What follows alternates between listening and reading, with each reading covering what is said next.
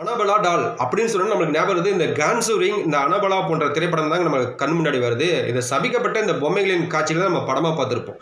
ஆனா இது உண்மையிலே பார்த்தோம்னா 1970ஆம் ஆண்டு இந்த அனபலா டால்னால பேருக்கு அச்சுறுத்தப்பட்டதாகவும், இத காரணமாகவே இந்த அனபலா டால் லாரியன்னு சொல்லிட்டு இவரு இந்த ஆவிகள் ஆராய்ச்சி செய்ற இவர்ட்ட ஒப்படைக்கப்பட்டதுங்க. அதன் பின் இவர் என்ன பண்ணிட்டாருன்னா, இந்த அனபலா டால கொண்டு போய் இந்த அமெரிக்கால உள்ள இந்த கேலிக்கட்டுங்கிற ஒரு பகுதியில ஒரு மியூசியத்துல கொண்டு போய் ஒரு கண்ணாடி கூண்டுக்குள்ள இந்த பொம்மைய வச்சு அடைச்சுட்டாரு.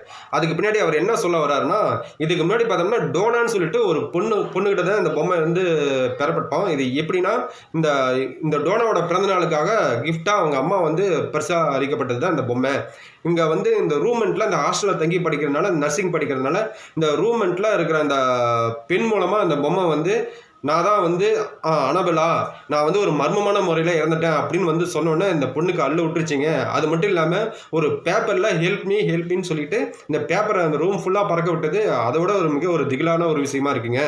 கைகள்ல பார்த்தோம்னா ரத்த கரையோட அந்த காய்ச்சல் இருந்தது. அதோட பயந்து போய் இந்த பொண்ணு என்ன பண்ணிடுச்சுன்னா, அந்த பொம்மையை கொண்டு போய் இந்த லாரியன்ஸ் கிட்ட ஒப்படைச்சிட்டாங்க. அதுக்கு பின்னாடி தாங்க இந்த லாரியன்ஸ் கொண்டு போய் இந்த மியூசியத்துல இந்த கண்ணாடி பெட்டிக்குள்ள அடைச்சாரு.